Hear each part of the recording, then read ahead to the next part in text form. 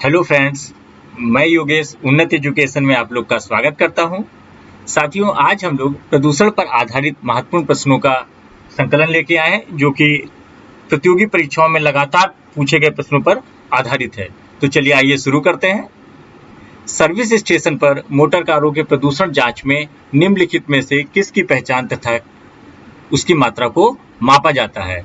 Option A सीसा तथा carbon कण, ऑप्शन बी नाइट्रोजन तथा sulphur dioxide, option C carbon monoxide, option D carbon dioxide. तो साथियों, जो सही विकल्प है ऑप्शन ए सीसा तथा कार्बन कण। जब हम अपने वाहन को प्रदूषण जांच के लिए ले जाते हैं तो उसमें सीसा तथा कार्बन कण की मात्रा को मापा जाता है। अगले प्रश्न पे आ जाते हैं। असुमेलित जोड़े की पहचान कर इंगित कीजिए। कौन सा ऐसा जोड़ा है जो सुमेलित नहीं है?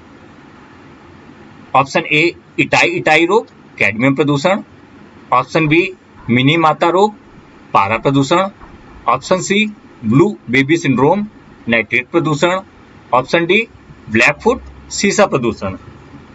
तो जो ऑप्शन दिए गए हैं उनमें से जो सुमेलित नहीं है वो है ब्लैकफुट सीसा प्रदूषण, क्योंकि जो ब्लैकफुट बीमारी है वो आर्सेनिक प्रदूषण से होती है।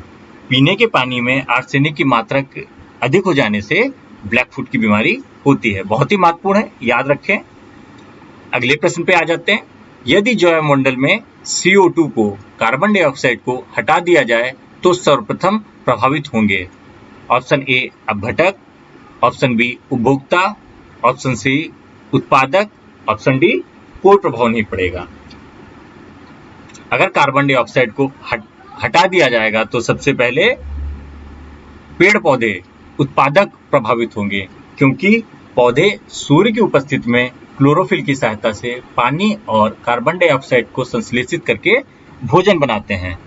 तो कार्बन डाइऑक्साइड की अनुपस्थिति में पौधे अपना भोजन नहीं बना पाएंगे। तो चलिए आइए आ जाते हैं अपने अगले प्रश्न पे। दो बड़ी घटनाएं जिन्हें MIC का फुल फॉर्म मेथाइल आइसोसाइनाइड तथा चेरनोबिल त्रासदी नाम से जाना जाता है, क्रमशः कब और कहां घटित हुई? Bhopal 1984, Ukraine 1991, option B Bhopal 1984, Ukraine 1986, option C Bhopal 1990, Japan 1991, option D Bhopal 1987, Japan 1980। देखिए, भोपाल गैस त्रासदी आप लोग परिचित होंगे, जिसमें मेथाइल आइसोसाइनाइड गैस का रिसाव हुआ था, और जो चेरनोबिल त्रासदी है ये रूस में हुई थी। तो अब इनके सन देख लेते हैं कि ये कब घटित हुई थी। जो हमारा ऑप्शन बी सही है, भोपाल 1984 और यूक्रेन 1986। चलिए आ जाते हैं अपने अगले प्रश्न पे। वायु प्रदूषण के संकेतक हैं। Option A neem, option B fern, option C lichen, option D peepal. तो वायु प्रदूषण के संकेतक हैं, किनके द्वारा हमें वायु प्रदूषण का पता चलता है? ऑप्शन सी लाइकेन सही होगा, क्योंकि जो लाइकेन होते हैं वो प्रदूषण के प्रति बहुत ही अधिक सेंसिटिव होते हैं। तो जैसे प्रदूषण होता है तो वहां पे लाइकेन दिखना बंद हो जाते हैं। लाइकेन एक प्रकार के काई के टाइप के होते हैं, जैसे ही वहां पे प्रदूषण होता है वहां पे वो नहीं दिखाई देते हैं, तो हमें पता चल जाता है कि वायु प्रदूषण का स्तर बढ़ गया है। अब आ जाते हैं अगले प्रश्न पे। गंगा नदी में BOD की सर्वाधिक मात्रा पाई गई है। BOD का मतलब बायोलॉजिकल ऑक्सीजन डिमांड, जैविक ऑक्सीजन मांग। ऑप्शन ए हरिद्वार व कानपुर के मध्य में, ऑप्शन बी कानपुर व एवं इलाहाबाद के मध्य, ऑप्शन सी इलाहाबाद एवं पटना के मध्य, ऑप्शन डी पटना एवं कोलकाता के मध्य। गंगा नदी में जो BOD की सर्वाधिक मात्रा पाई गई है वो हरिद्वार एवं कानपुर के मध्य पाई गई है। ऑप्शन ए सही होगा।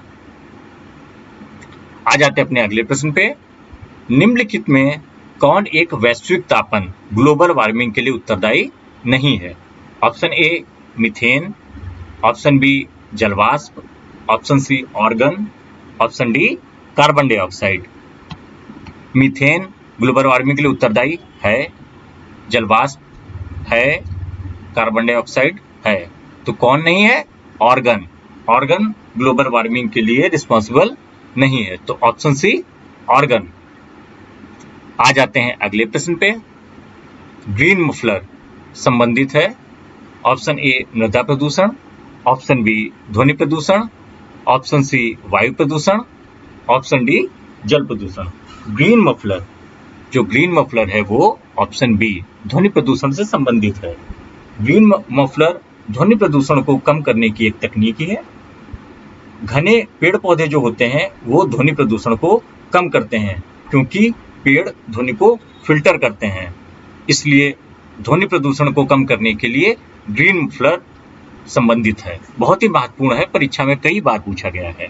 तो जो पेड़ पौधे होते हैं तो वो ध्वनि को फिल्टर करते हैं, इसलिए ध्वनि प्रदूषण को बहुत अधिक कम करने में पेड़ पौधे मददगार हैं।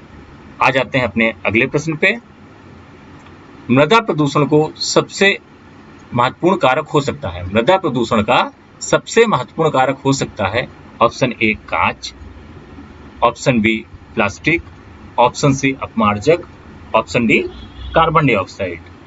तो मृदा प्रदूषण का सबसे महत्वपूर्ण कारक ऑप्शन बी प्लास्टिक, क्योंकि जो प्लास्टिक है वो ऐसे पदार्थ होते हैं जो मिट्टी में नहीं मिलते हैं। मिट्टी में नहीं मिलने के कारण ही प्लास्टिक को मृदा प्रदूषण का सबसे महत्वपूर्ण कारक माना जाता है।